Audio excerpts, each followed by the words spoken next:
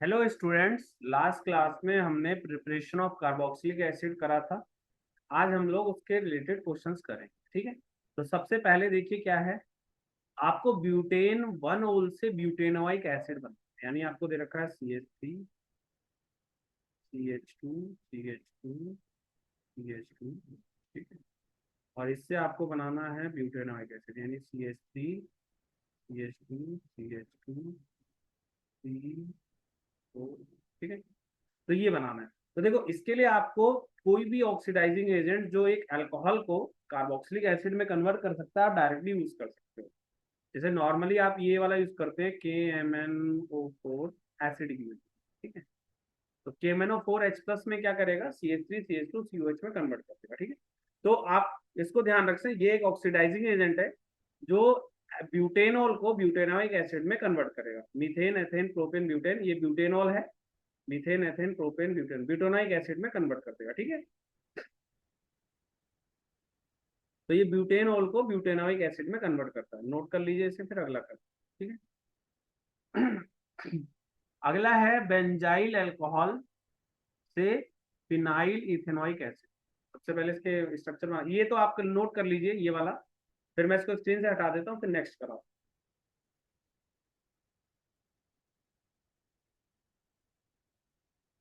ठीक है। तो ये कर लीजिएगा, मैं अगला कर रहा हूँ। अगला देखो ये वाला। ये क्या कह रहा है, बेंजाइल अल्कोहल। बेंजाइल अल्कोहल मतलब आपका ये वाला बेंजीन CH2OH। ये आ गया बेंजाइल अल्कोहल। ये बेंजीन है, इसके साथ CH2 लगा है, OH लगा है। ये बेंजीन है, इसके साथ CH2 लगा है, ये बेंजाइल अल्कोहल है। इससे बनाना क्या है, फिनाइल इथेनॉइक एसिड, यानी CH2COOH। ये आपको बनाना है। ठीक है। तो अब एक चीज देख रहे हैं आप, यहाँ पे एक OH है लेकिन यहाँ दो कार्बन आ गए, एक कार्बन बढ़ गया है। तो आप क्या करो, सबसे पहले इसको केसियन एक्वस के साथ कर लो। केसियन एक्वस वो क्या करेगा, रुको इधर करवा देता हूँ।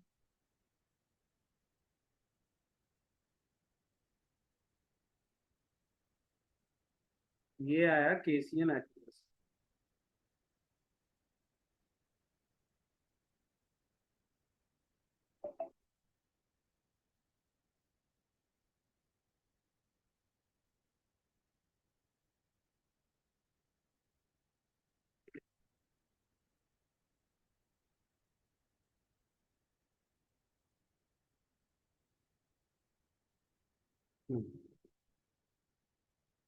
देखिए।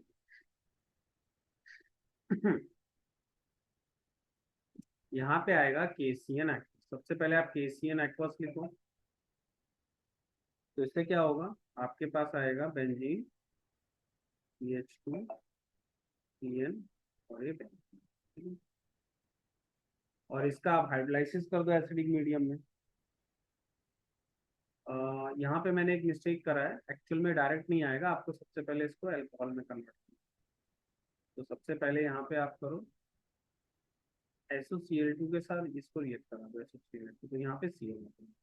फिर उसके बाद इसको KCN एक्वस से करोगे, तो फिर आएगा आपके पास CH2CN बेंजीन।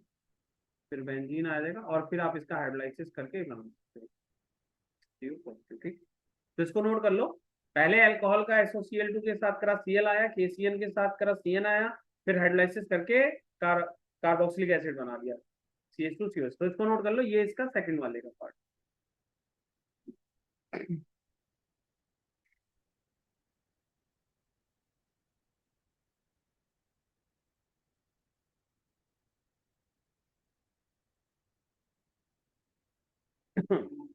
ठीक है। तो ये कर लीजिएगा, ये सेकंड वाला है। इसको नोट कर लो, फिर हम लोग अगला करते हैं। चलिए इसको कर लीजिएगा। ठीक है।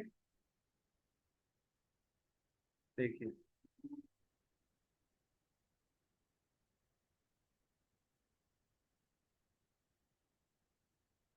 देखिए यहाँ क्या लिख रहा है,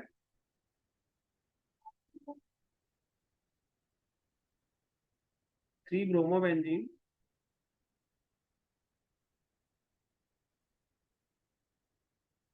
यहाँ पे है थ्री ब्रोमो बेंजीन, यानी NO2 है, नाइट्रोजन और ब्रोमो, यहाँ पे भी है, ये थ्री ब्रोमो बेंजीन। आपको इसको करना है थ्री नाइट्रो बेंजोनाइक एसिड।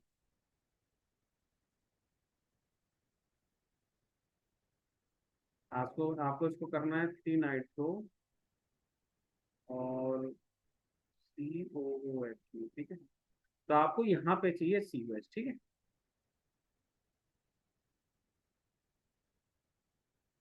तो सबसे पहले क्या करो ना, इसका ग्रिग्नार्ड रिएक्शन, इसको अगर आप Mg ड्राई ईथर के साथ करोगे ना, तो आपके पास आएगा NO2 एज इट इज रहेगा,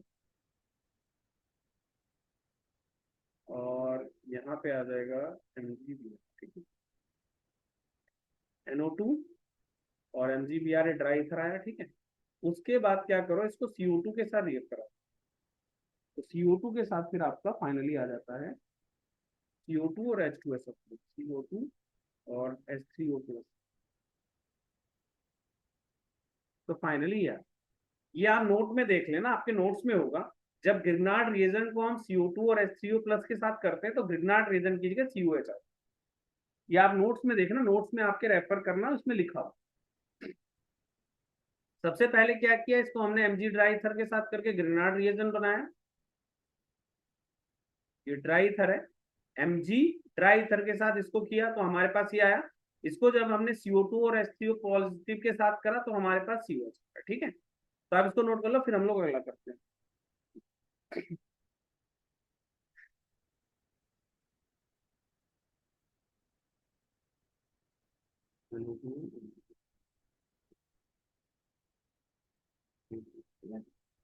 तो ये आ गया अपना, ठीक है। इसको नोट कर लीजिए।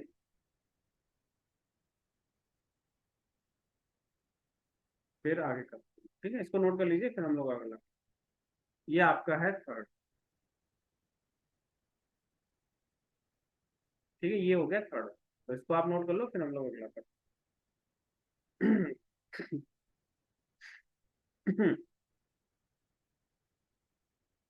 ठीक है, तो ये आप कर लीजिएगा, मैं आप फोर्थ करा रहा हूँ। इसको स्क्रीन से हटा रहा हूँ, आप इसको नोट कर लेना, पॉज करके अगला करा रहा हूँ। ये वाला देखिए, यहाँ क्या कह रहा है, 4 मिथाइल एसिटोफिनॉन। तो सबसे पहले है 4 methyl acetophenone to benzene 1,4 di carboxylic acid, ठीक है। तो सबसे पहले हम एस्टोफिनॉन बनाते हैं, 4 मिथाइल एस्टोफिनॉन।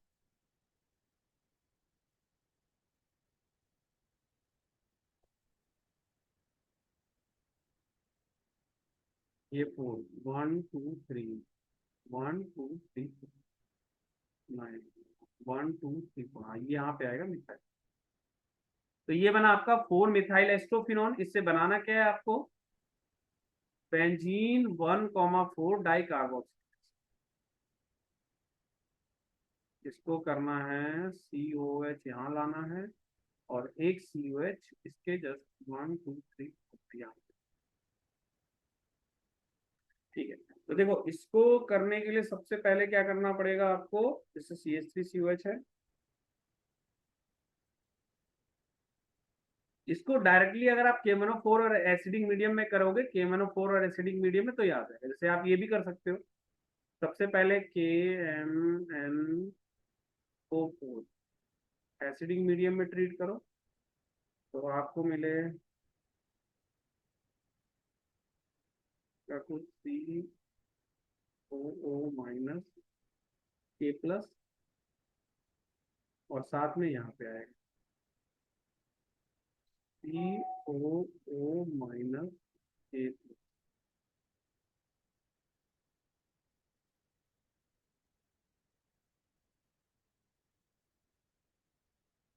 इसको आप H+ के साथ कर दो, H2SO4 के साथ,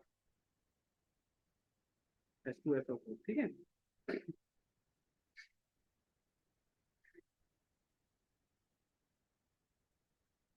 ठीक है, तो सबसे पहले इसको KMnO4H केवेच रहेगा, यहाँ एच प्लस नहीं रहेगा, केवेच, तभी आपका माइनस केवेच रहेगा, KMnO4 और केवेच रहेगा। इससे आपके पास K प्लस आएगा, फिर H2SO4 करोगे तो ये, तो इसको नोट कर लो, क्योंकि ये ऑक्सीडाइजिंग एजेंट होता है, KMnO4 ऑक्सीडाइजिंग एजेंट होता है, जो कीटोन ग्रुप को भी और एल्डिहाइड और मिथाइल ग्रुप दोनों को ऑक्सीडाइज कर देता है कार्बोक्सिलिक एसिड। इसको नोट कर लो, फिर अगला कराता हूँ मैं ये वाला।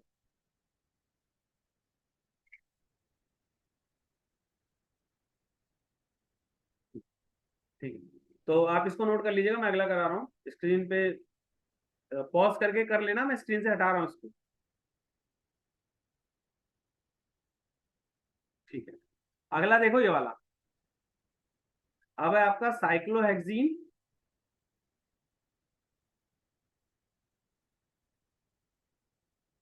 Cyclohexene 2 hexane 1,6 dioic acid, cyclohexene 2 hexane 1,6 dioic. ठीक है, आपको दिया हुआ है ये साइक्लोहेक्सीन, और इसको आपको बनाना है हेक्सेन,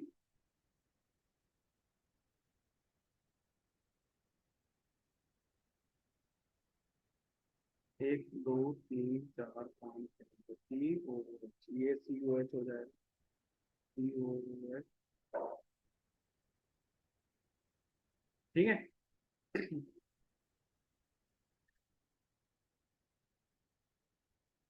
1,6 ठीक है। तो आपको क्या करना है, साइक्लोहेक्सेन है, इससे आपको बनाना है हेक्सेन 1,6 डाइओइक एसिड। ठीक है, तो अब आपको इसमें भी क्या आप नॉर्मली कर सकते हो, KMnO4 और H2SO4 यूज करोगे तो इसको ब्रेक करके COH में बना देता है।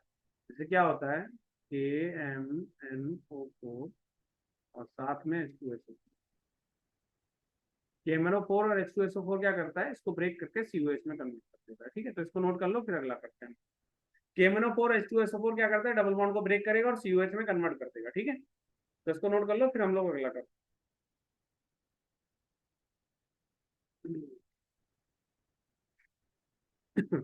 आप पॉज करके कर लेना, मैं अगला करा रहा हूँ।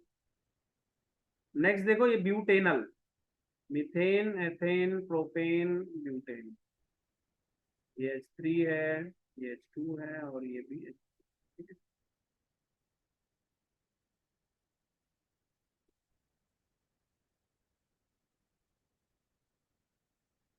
ठीक है, इस ब्यूटेनल से ब्यूटेनोइक एसिड बनाना है, यानी CH3 CH2 CH2 COOH। ठीक है, तो आपको ब्यूटेनल से ब्यूटेनोइक एसिड बनाना है, तो इसमें आप क्या करो, टॉलेन रिएजेंट यूज कर सकते हो, या पैलिन टॉलेन कुछ भी यूज कर लो, ये बन जाएगा। तो यहाँ पे आप टॉलेन रिएजेंट लिख लो, आप डिटेल में देख लेना, नोट्स में होगा आपके पास। ठीक है, टॉलेंस रिएजेंट और साथ में H+ ऐड करना है। ठीक है, टॉलेंट रिएजेंट और साथ में उसमें एसिडिक मीडियम ऐड कर सकते हैं।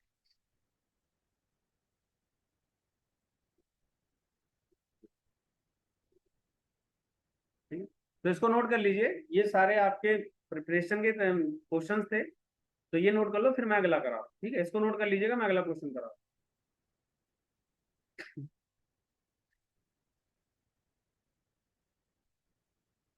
इसको पॉज करके कर लो, मैं अगला क्वेश्चन करा रहा हूँ आपको।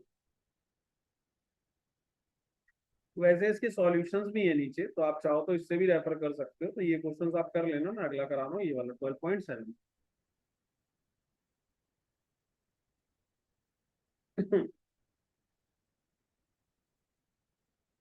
तो हाँ,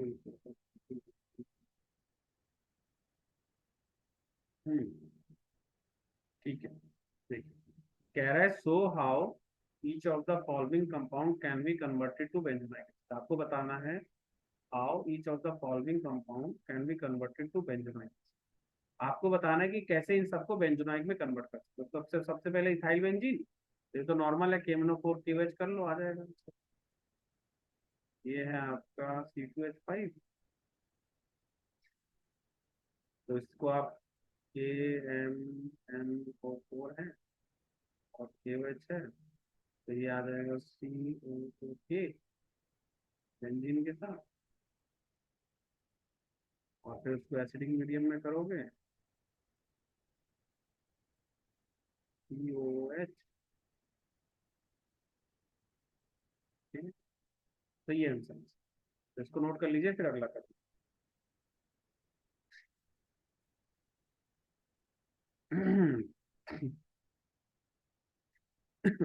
अगला है एच2 फिनॉन से करना है आपको, ये सेम कर लो फिर अगला मैं करा। वहां भी सेम हो सकता है, जैसे ये आप नोट कर लेना, मैं अगला एच2 फिनॉन।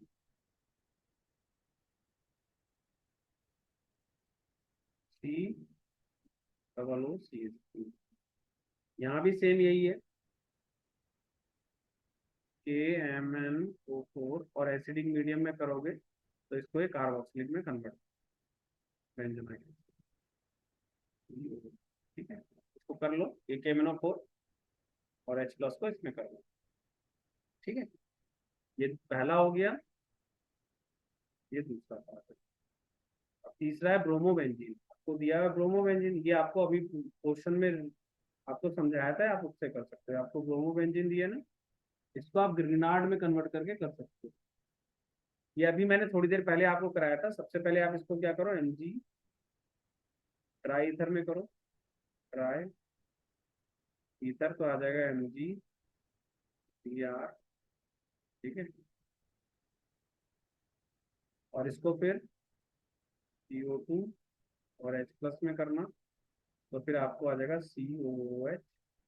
ठीक है,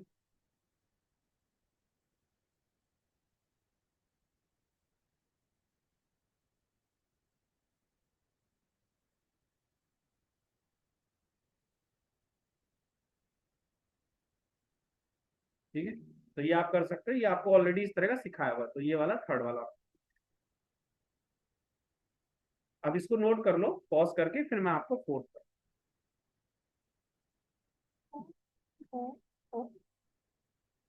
हम्म, आप इसको नोट कर लीजिएगा, मैं फोर्थ करा रहा हूँ।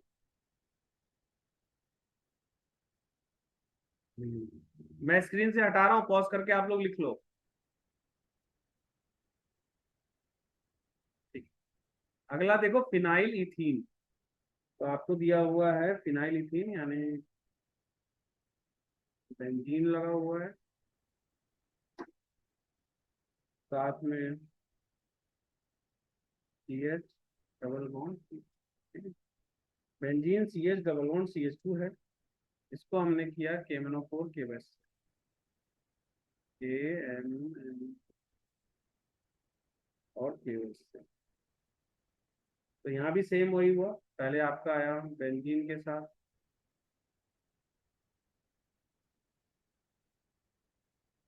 COO, फिर इसको हाइड्रोलाइज कर दिया,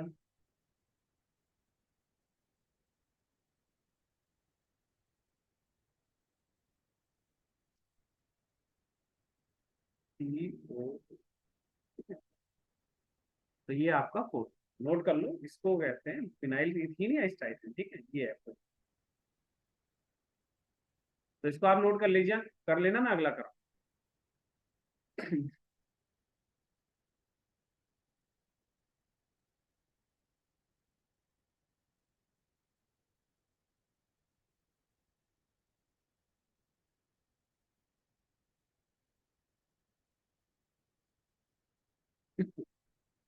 ठीक है,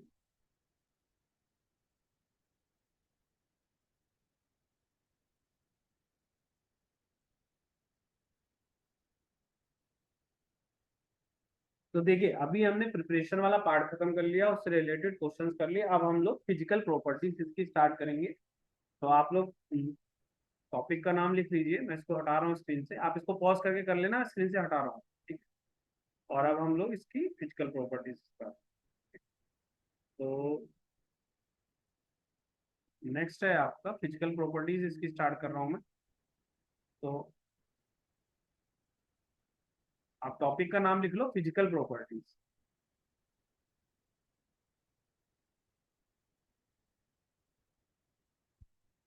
फिजिकल प्रॉपर्टीज। ठीक है, तो ठीक है, तो आप टॉपिक का नाम लिख लीजिए, फिजिकल प्रॉपर्टीज।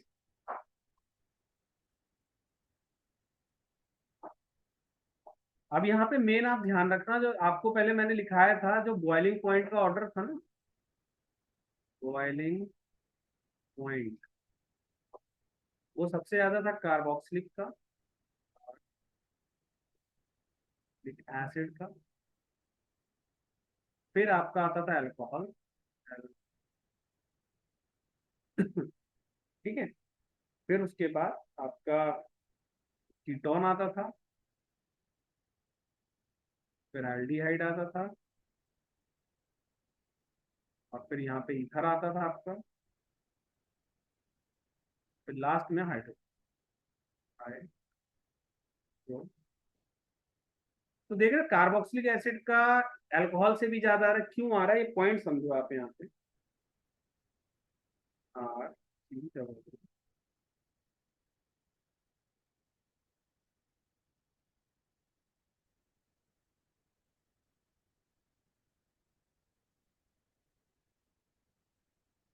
तो यहाँ ये डायमर बना, इसे कहते हैं डायमर है, ये स्ट्रॉन्ग हाइड्रोजन बॉन्डिंग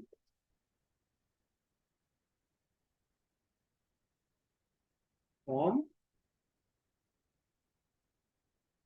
स्ट्रॉन्ग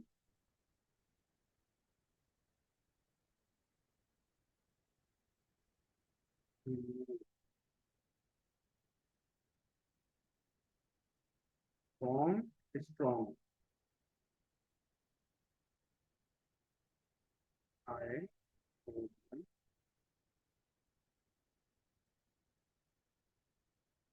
ठीक है, तो फॉर्म करता है स्ट्रॉन्ग हाइड्रोजन बॉन्डिंग।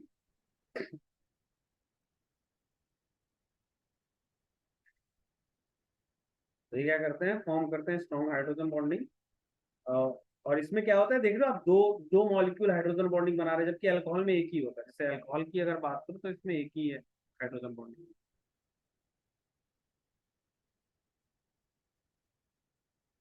यहाँ एक होता है, यहाँ दो मॉलिक्यूल, तो इसलिए ये ज्यादा स्ट्रॉन्ग होता है। तो मेन आपको ये पॉइंट ध्यान रखना है, आप इसको नोट कर लो, फिर हम लोग आगे करते हैं। और एक ये सब जो लिखे हैं आपने, कंपेरेबल मॉलिक्यूलर मासेस के लिए, कंपेरेबल मॉलिक्यूलर मासेस, मॉलिक्यूलर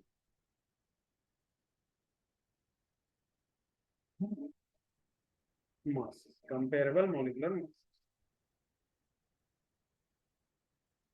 ठीक है, तो ये आप नोट कर लीजिए, फिर हम लोग आगे करते हैं।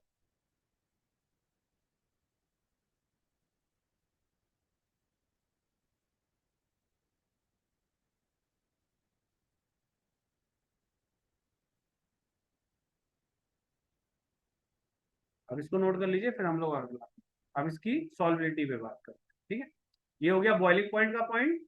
अब आप लिखो सॉल्बिलिटी, सॉल्यूबिलिटी, सॉल्यू। ठीक है, तो सॉल्बिलिटी क्या होता है, solubility decrease with increase number of carbon atom, the solubility, solubility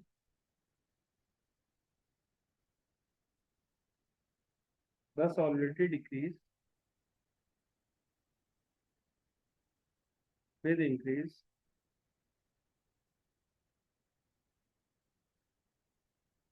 solubility decrease with increased number of carbon atom. Solubility जो डिक्रीज होगी with increase number of carbon atom.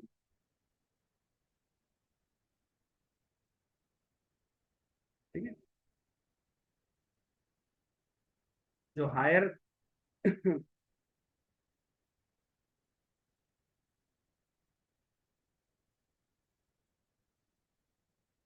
Up to 4 carbon जो होते हैं ना, वो आपके मिसबल जो होते हैं इन द है, अप टू, इनको इसको यहाँ लिखो,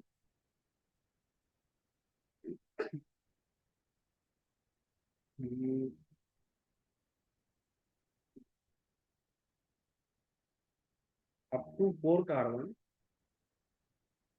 4 carbon atoms are miscible miss 4 carbon are miscible in water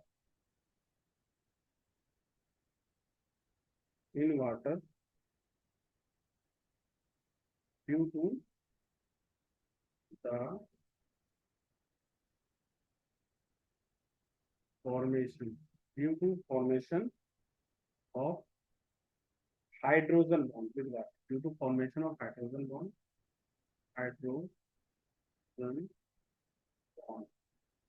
with water.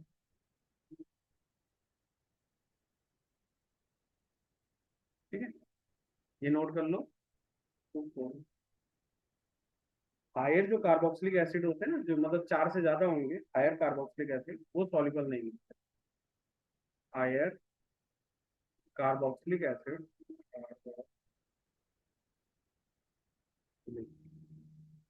Acids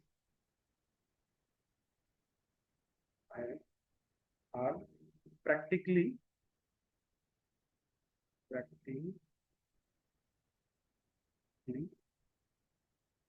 जो हायर वाले वो इनसॉल्युबल है। Higher carboxylic acid are practically insoluble, practically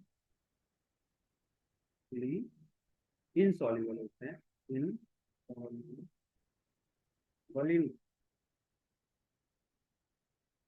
ठीक है। Due to increase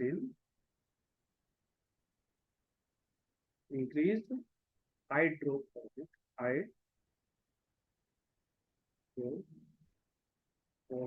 due to increased hydrophobic interaction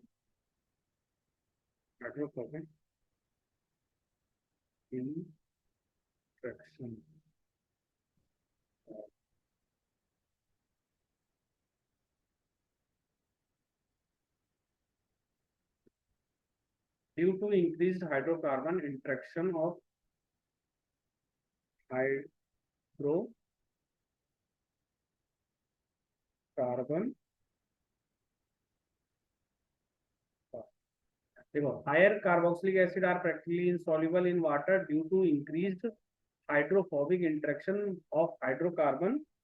ठीक है, तो जैसे क्या होगा, जैसे जैसे आपके नंबर ऑफ कार्बन बढ़ेंगे हाइड्रोफोबिक पार्ट इंक्रीज होगा, जो वाटर के साथ लेस सॉल्युबल।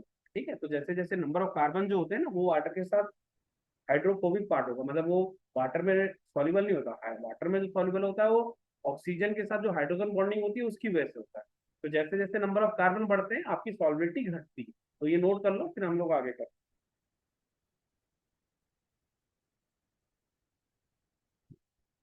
ठीक है, तो ये नोट कर लीजिएगा, मैं अब आगे करा रहा हूँ। इसको पॉज करके लिख लेना, मैं आगे करा रहा हूँ। Higher carboxylic acid are practically insoluble in water due to increased hydrophobic interaction of hydrocarbon part. ठीक है, आप इसको नोट कर लेना, मैं आगे करा पॉज करके। चलो अगला लिखिए, केमिकल रिएक्शन।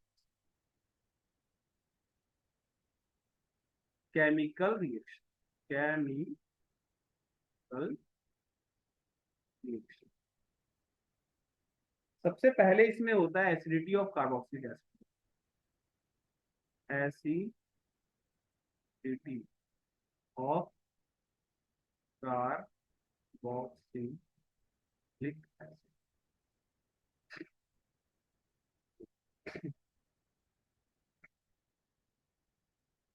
तो सबसे पहले मेन इसमें आपको ध्यान रखना है कि कैसे ये रिएक्शन होती है। जैसे आपके पास है कार्बोक्सिलिक एसिड COH, इसको आप Na के साथ रिएक्ट करोगे, 2 मॉलिक्यूल लेके, तो आपको मिलेगा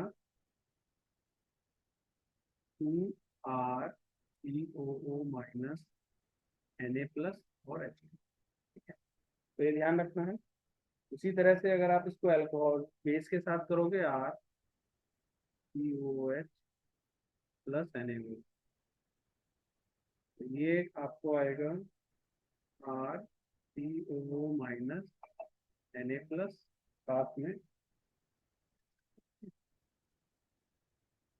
और अगर आप इसको हाइड्रोजन कार्बोनेट के साथ करते हो, RCOH, NaSCO2, NaH, ठीक है, ये आपका वीक बेस होता है। ठीक है, तो इससे मिलेगा RCOO- Na+, साथ में H2O, और साथ में CO2 भी। तो ये आप नोट कर लो। फिर इससे रिलेटेड कुछ पॉइंट्स है जो मैं करा देता हूँ। देखो, ये मेटल हो गया, सोडियम मेटल, ये NaOH हो गया स्ट्रॉन्ग बेस, और NaCO3 वीक बेस। तो ये सारी रिएक्शंस लिख लो, फिर मैं आगे कराऊँ।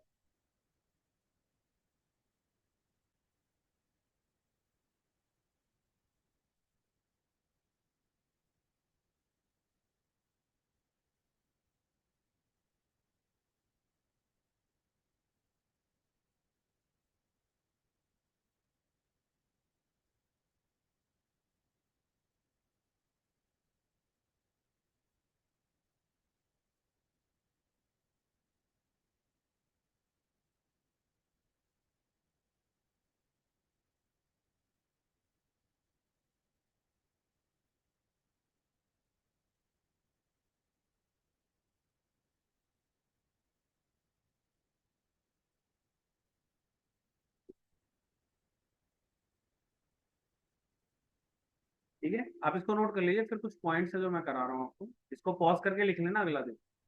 आपके पास ना, कुछ अल्कोहल ले रहा हूँ, एल ओ, इसको हम ROS से लिखते हैं, ROS से लिखते हैं। फिनॉल, इसको हम लिखते हैं, OH के साथ बेंजीन ग्रुप आता है, और हम लेते हैं कार्बोक्सिलिक एसिड,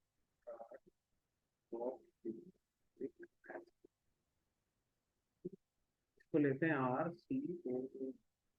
देखो, सोडियम मेटल जो होता है ना, Na, वो सबके साथ रिएक्ट करता है।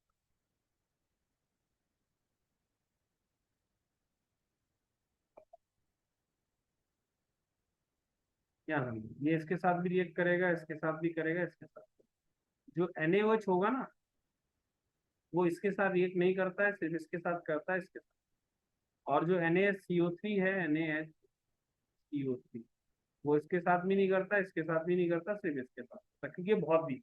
ठीक है, जैसे ये वीक एसिड है इसलिए इसके साथ ये नहीं करा, और ये वीक बेस है इसलिए इसके साथ ये। ठीक, तो ये नोट कर लो, ये आपको यूज होता रहेगा बार बार। तो आप लिख लो, जैसे सोडियम मेटल तो तीनों के साथ ये कर रहा है, NaOH वीक एसिड है इसलिए इसके साथ नहीं कर रहा है, दोनों के साथ कर रहा है। NaSCO3 वीक बेस है इसलिए इसके साथ नहीं कर रहा है, इन दोनों के साथ, इसके साथ कर रहा है। तो यहाँ पे ध्यान रखना, ये वीक एसिड होता है और ये वीक बेस होता है। ये वीक बेस है जिसकी वजह से इसका दोनों के साथ नहीं हुआ है, और ये वीक एसिड होता है।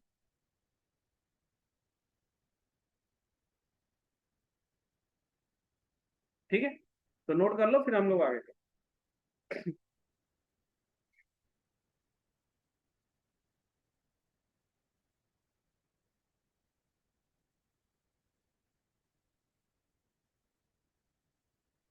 ठीक है, तो आप इसको नोट कर लीजिए, फिर अगला लिखा रहा हूँ। इसको पॉज करके कर लेना, मैं अगला लिख रहा हूँ। देखो, एसिडिटी का अगर ऑर्डर देखो ना, तो सबसे ज्यादा एसिडिक होगा HCl, फिर कार्बोक्सिलिक एसिड, फिर आपका ये पीएच का मतलब फिनॉल है, फिनाइल ग्रुप, और इससे ज्यादा है R, बीच में H2O भी आएगा यहाँ। फिर उसके बाद, तो ये जैसे एग्जांपल आपको लेना है, तो HCl ले लो। ठीक है, CH3COH ले लो, और यहाँ पे OH, फिनॉल ले लो, और ये H2O ले लो, CH3। ठीक है, तो ये ऑर्डर रहेगा, ध्यान रखना, इसको लिख लो, ये आपको यूज होगा।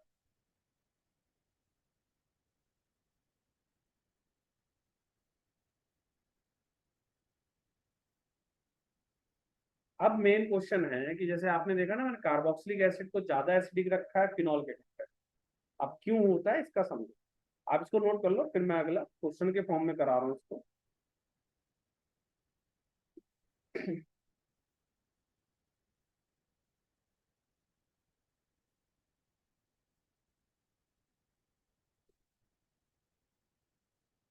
आप इसको नोट कर लीजिए, फिर मैं आगे कराता हूँ। देखिए क्वेश्चन ये है मेरा, why carboxylic acid are oxalic, why carboxylic acids are more acidic than acidic than phen. ठीक है, तो इसका आंसर समझने के लिए आपको सबसे पहले रेजोनेंस समझना पड़ेगा। आर सी ओ एच जो होता है, ये H R C O minus और एच प्लस में जाता है। इसको मैं ऐसे लिख सकता हूँ, R C double O O minus. उसके बाद ये अगर यहाँ शिफ्ट होगा तो ये वाला है, तो इसका रेजोनेंस कुछ ऐसा है, R C O minus double O bond. तो इसको हम लोग कुछ ऐसे बोलते हैं, are C O O negative. ठीक है,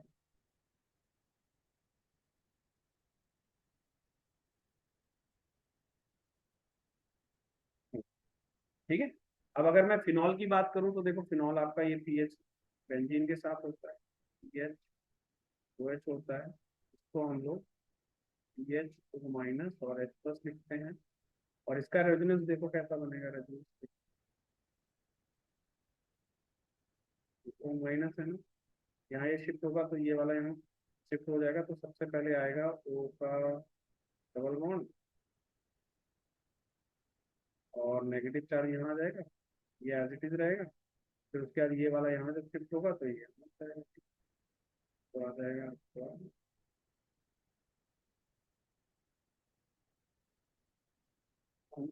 हम्म, ये आपका यहाँ आ गया, ये नेगेटिव चार्ज यहाँ आ गया और ये, ठीक है। फिर उसके बाद ये दोबारा यहाँ शिफ्ट हुआ तो ये यहाँ आया,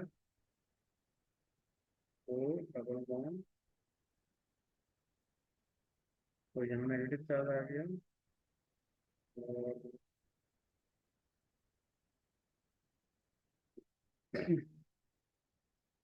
इसको यहाँ शिफ्ट कर दिया, इसको यहाँ, तो ये दोबारा से ऐसा, तो नेगेटिव आ गया। और ये आपका कार्बोक्सिलेट आयन है।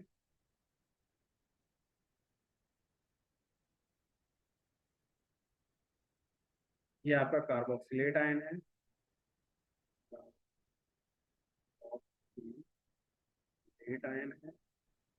और ये आपका था फिनॉक्साइड, ये आपका है फिनॉक्साइड। ठीक है,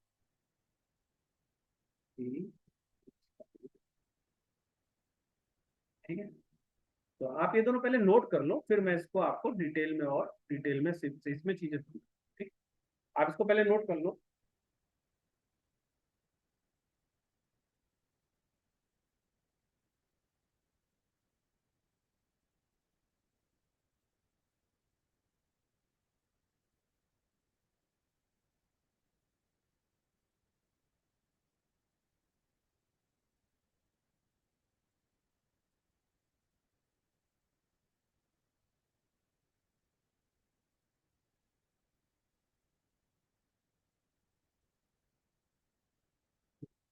अब यहाँ पे ना आप इसको नोट कर लो, फिर यही देखो कुछ समझो। जैसे ये इसका देखोगे तो रेजोनेंस सिमेट्रिकल है, इसका रेजोनेंस आपका अनसिमेट्रिकल है। इसमें नेगेटिव चार्ज ऑक्सीजन पे, इसमें नेगेटिव चार्ज कार्बन पे है। तो ये इसकी वजह से ये ज्यादा स्टेबल है देन जैसे दो पॉइंट इसमें है, symmetrical resonance structure, unsymmetrical resonance structure, negative charge on more electronegative oxygen atom, negative charge on less electronegative carbon.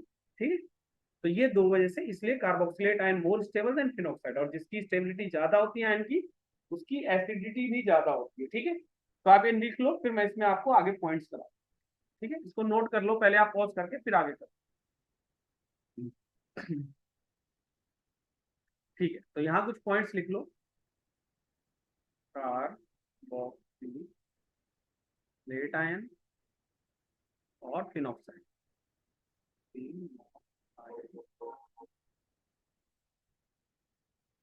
इसमें रेजोनेंस स्ट्रक्चर जो है इसका इक्विवेलेंट रेजोनेंस स्ट्रक्चर, इसमें पॉइंट है आपका equivalent resonance structure, equivalent resonance structure, resonance structure.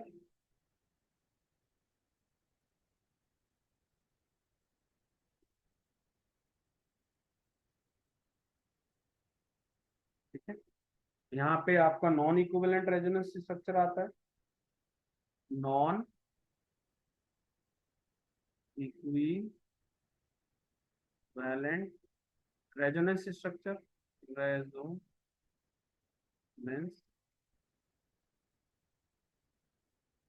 Structure. ठीक है, ठीक है। उसके बाद क्या होता है, इसमें जो होता है नेगेटिव चार्ज आपका, नेगेटिव चार्ज है negative charge at more electronegative oxygen atom.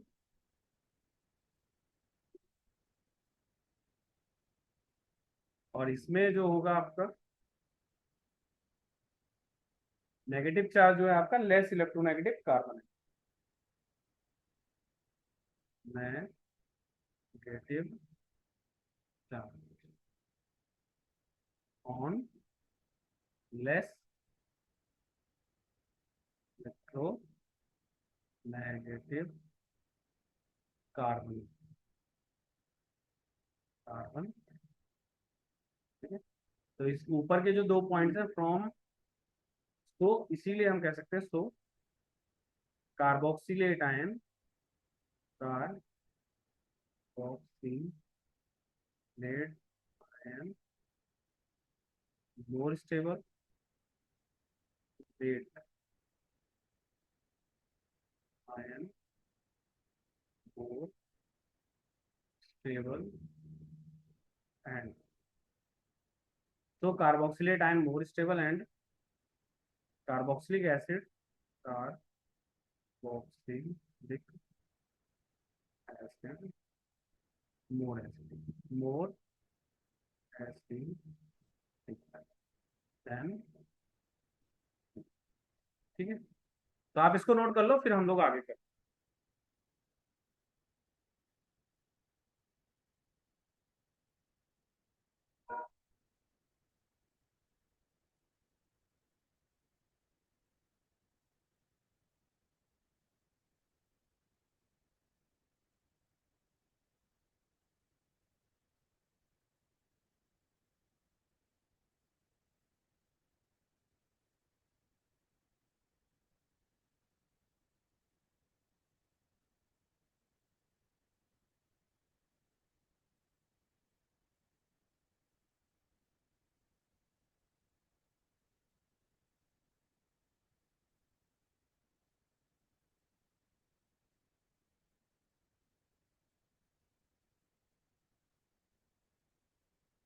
ठीक है, तो इसमें अब आप इसको नोट कर लीजिएगा, पॉज करके मैं आगे करा रहा हूँ। इसमें एक पॉइंट और लिखिए, आप नोट करिए अगला। नेक्स्ट पॉइंट है आपका इलेक्ट्रॉन विथड्रॉइंग ग्रुप जो होते हैं, electron withdrawing group, electron withdrawing group, with electron withdrawing group increase करेगा एसिडिटी को, increase acidity of carboxylic acid, acidity of, acidity of electron withdrawing group increase acidity of carboxylic acid, carboxylic acid by stabilizing,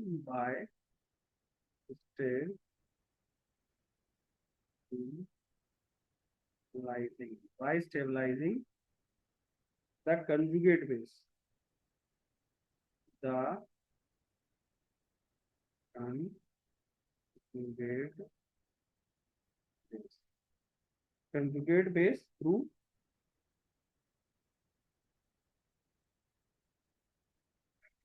delocalization of delocalization through delocalization of the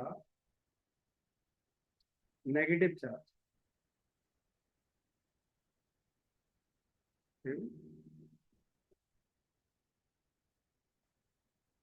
by inductive or resonance, by inductive or and or resonance, ये चीजें ना हम लोग पहले भी discuss किए हुए हैं, तो ये आप लिख लो। इलेक्ट्रॉन विड्रॉइंग ग्रुप एसिडिटी बढ़ाएगा, और जो इलेक्ट्रॉन विड्रॉइंग ग्रुप होंगे,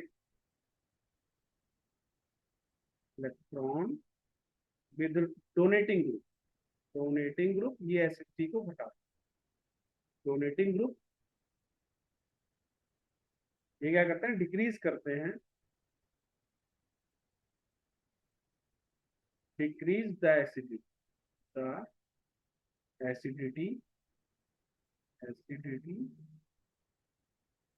bye destabilizing conjugate base,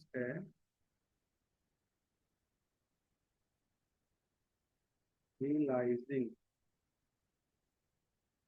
conjugate base,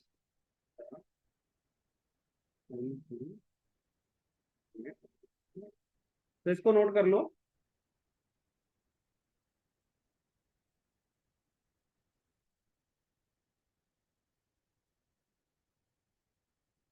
इसमें आप ये एसिडिटी का ऑर्डर याद रख सकते हो, सबसे कम फिनाइल का रहेगा, फिर आयोडीन का रहेगा, फिर आपका ब्रोमीन रहेगा, फिर क्लोरीन रहेगा, फिर आपका फ्लोरीन आएगा, फिर सीएन आएगा, उससे ज्यादा NO2 होता है, उससे भी ज्यादा आपका CF। ये है आपका एसिडिटी ऑर्डर इन कार्बोक्सिल, ये है एसिडिटी ऑर्डर इन कार्बोक्सिल।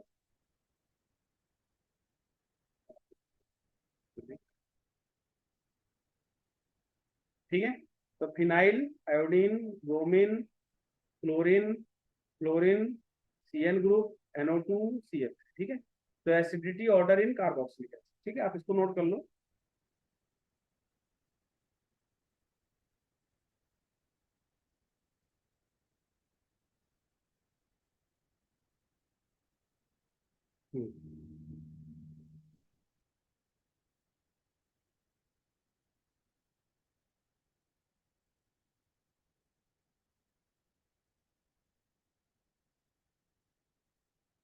इसको नोट कर लीजिए, फिर मैं आगे करता हूँ। इसको नोट कर लेना। आप इसको पॉज करके कर लेना, मैं आगे करा।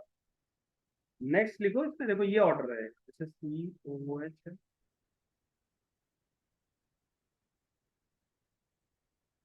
और OCH, तो ये आपका प्लस R, ये प्लस R करता है, जिसकी वजह से इसकी एसिडिटी कम, या प्लस M लिखते हैं, इसको प्लस M भी लिखते हैं। COH नॉर्मल बेंजोनाइक एसिड है, इसकी एसिडिटी ज्यादा रहेगी, और उससे ज्यादा भी हो जाएगा ये COOH। यहाँ पे आपका NO, ये आ गया आपका -R और -M दोनों ही शो करेगा। ठीक है, जिसकी वजह से ये आपका सबसे ज्यादा एसिडिटी, एसिडिटी ऑर्डर है, एसिडिटी। ठीक है, तो आप इसको कर लीजिए।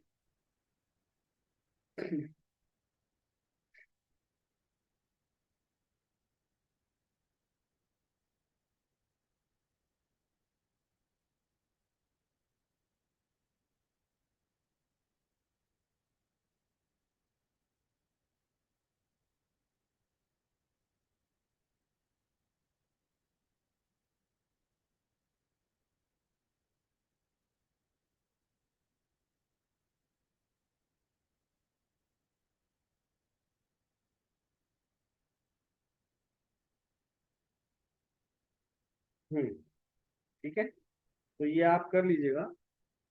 Acidity order, phenyl group increase करता है आपका acidity of carboxylic acid.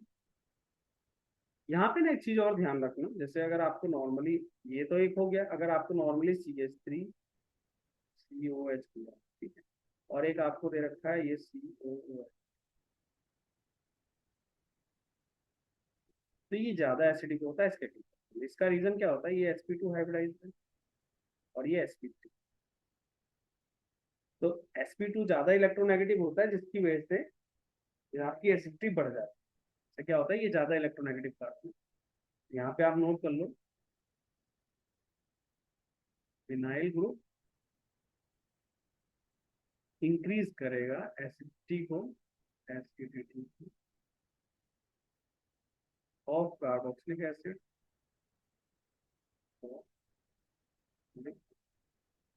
Acid due to sp2 hybridized carbon, hybridised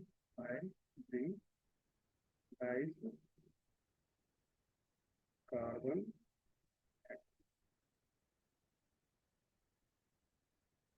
which is more, which is more electro, ठीक है, तो आप इसको नोट कर लो, फिर हम लोग आगे, इसको आप नोट कर लीजिएगा।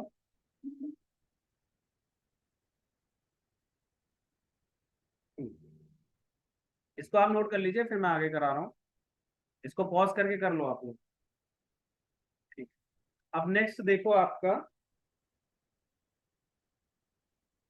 अगर आपका डबल बॉन्ड है, जैसे ऐसा है ना विनाइलिक कार्बोक्सिलिक एसिड, जैसे इस तरह का कुछ अगर आपके पास स्ट्रक्चर है H2C double bond C C double bond, ठीक है, तो इसमें क्या होता है ना, ये आपकी एसिडिटी बता बढ़ाता है ड्यू टू रेजोनेंस। जैसे ये वाला पार्ट अगर यहाँ शिफ्ट होगा तो ये रेजोनेंस के थ्रू यहाँ शिफ्ट हो जाएगा, तो एक तरह से ये H2C यहाँ आ गया C double bond C O negative, और ये,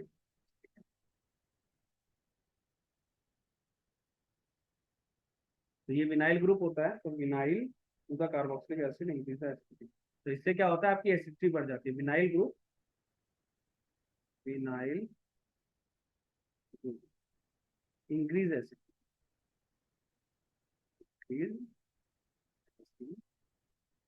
ये रेजोनेंस के थ्रू होता है, समझो कैसे, जैसे आपके पास होता है H,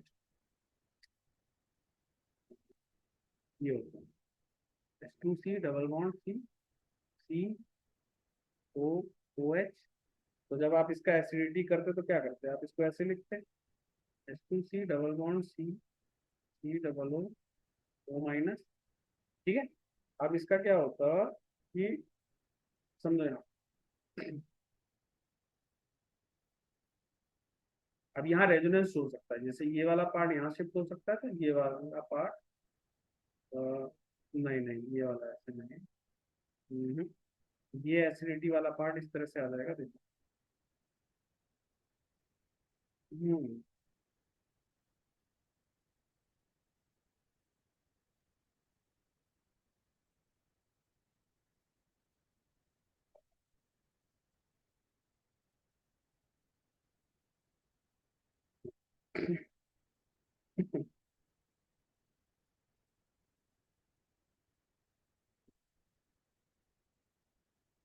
ठीक है, तो ये देखिए, तो यहाँ पे आप ये ध्यान रखिएगा, ये क्या करता है, एसिडिटी को आपके बढ़ाता है, ठीक है, और इसका आप ऐसे भी समझ सकते हो, जैसे यहाँ पे जाएगा तो ये इस पे शिफ्ट होगा, तो यहाँ नेगेटिव चार्ज आ जाएगा, ठीक है ना, उस पे तो ये एसिडिटी को बढ़ाता है, तो आप इसको नोट कर लो, फिर हम लोग अगला करते हैं,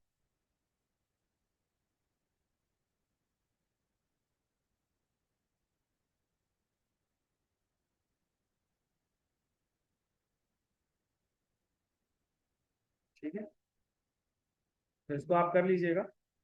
अब उसके बाद ना एनसीईआरटी में आपको एक पूरा कार्बोक्सिलिक का ना एक पूरा लिस्ट दिया हुआ है, वो आपको याद रखना, तो आप इसको नोट कर लो, फिर मैं वो एनसीईआरटी में दिखा देता हूँ, उसको आप लोग एनसीईआरटी से ही नोट करें, ठीक है। तो आप इसको कर लीजिएगा, मैं आप पॉज करके कर लेना, मैं आप एनसीईआरटी ओपन कर रहा हूँ, ठीक है। इसको कर लेना आप लोग। ये देखो एनसीईआरटी में ना, यहाँ पे ये सब तो करा दिया आपको मैंने, ये सब करा दिया है, इसको करा दिया है, इसको करा दिया है, ये भी करा दिया है। अब यहाँ ये देखो, ये जो एनसीईआरटी में दे रखा है ना आपको, ये वाला, इसको आप लोग ना अपनी कॉपी में नोट करो, नोटबुक में कर लो। सबसे ज्यादा एसिडिक ये है, फिर ये है, फिर ये, मतलब ये एसिडिटी का ऑर्डर है जो आपको याद रखना है, जो एग्जाम में एज इट इज आता है। जैसे सबसे ये इंक्रीजिंग ऑर्डर में यहाँ तक दे रखा है, अगर आप इधर जाओगे तो डिक्रीजिंग हो जाएगी एसिडिटी, और इधर से मूव करोगे तो एसिडिटी इंक्रीज हो रही है। तो ये पार्ट अपने नोटबुक में आप नोट कर लो। और यहाँ पे एक चीज और ध्यान रख लेना, अगर पी के ए आपका बढ़ेगा तो एसिडिटी घटती है, और के ए की वैल्यू भी घटती है, ठीक है। पी के और एसिडिटी इनवर्स होता है, यानी पी के इनवर्स होगा एसिडिटी, ठीक है। तो आप इसको नोट कर लो, फिर हम लोग करते हैं।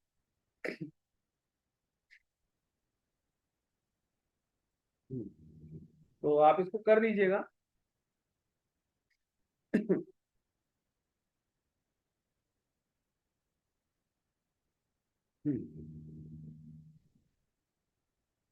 तो ये जरूर आप अपनी कॉपी में नोट कर लेना, और इसका ऑर्डर ध्यान रखना, कौन ज्यादा एसिडिक है कौन कम एसिडिक है, और ये पॉइंट जरूर नोट कर लेना अपनी कॉपी में, ठीक है। तो ये दो तीन पॉइंट है जो एक्स्ट्रा आप कर लो।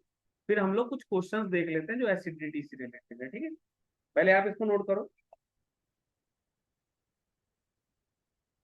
ठीक है। आप, मैं इसको स्क्रीन से हटा रहा हूँ, आप लोग नोट कर लेना इसको, ये पार्ट और ये वाला पार्ट, ठीक है। चलिए, अब मैं इसको स्क्रीन से हटा रहा हूँ और आगे करा रहा हूँ। इसमें कुछ क्वेश्चंस हैं जो आप देख लो।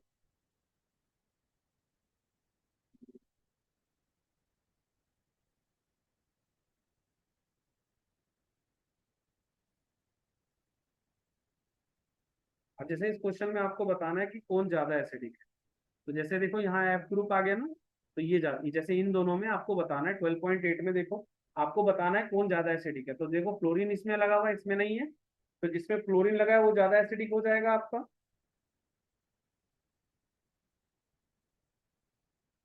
तो देखो पहले वाले में आपका क्या हुआ, ये ज्यादा एसिडिक हो गया ये वाला, ये नहीं है, ठीक है। तो इन दोनों में ये ज्यादा एसिडिक है, क्योंकि इसमें फ्लोरीन लगा है जो माइनस आई शो करेगा, ठीक है। इसमें ऐसा कुछ नहीं है, तो ये नहीं होगा, ये होगा, ठीक है। यहाँ देखो यहाँ पे भी फ्लोरीन है, इसलिए ये हो जाएगा, ये नहीं, ठीक है। इसका आपका ये वाला, क्योंकि फ्लोरीन ज्यादा इलेक्ट्रोनेगेटिव होता है, ठीक है। अब इन दोनों में देखो, तो यहाँ फ्लोरीन यहाँ पे लगा है और यहाँ फ्लोरीन पास में है। तो देखो इसमें कितने कार्बन का डिफरेंस है, एक दो, दो के बाद है, यहाँ पे देखो तो एक के बाद ही है, ठीक है। तो जिसमें ज्यादा पास होगा वहां माइनस आई ज्यादा होता है। जैसे क्या होता है, जिसमें फ्लोरीन जितना पास होगा उसमें माइनस आई उतना होगा, यहाँ पे माइनस आई जो होगा स्ट्रॉन्ग, ठीक है। जिसकी वजह से ज्यादा स्ट्रॉन्ग है, ये नहीं,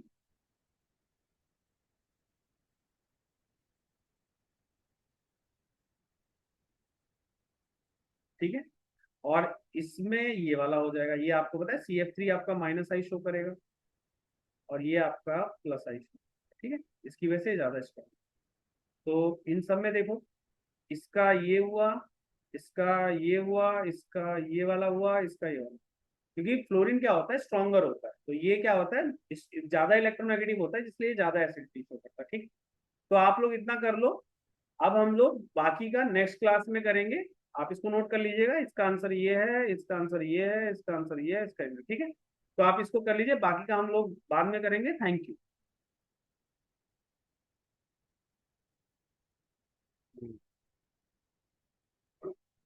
अब मैं क्लास एंड कर रहा हूँ, आप लोग इसको नोट कर लेना, ठीक है।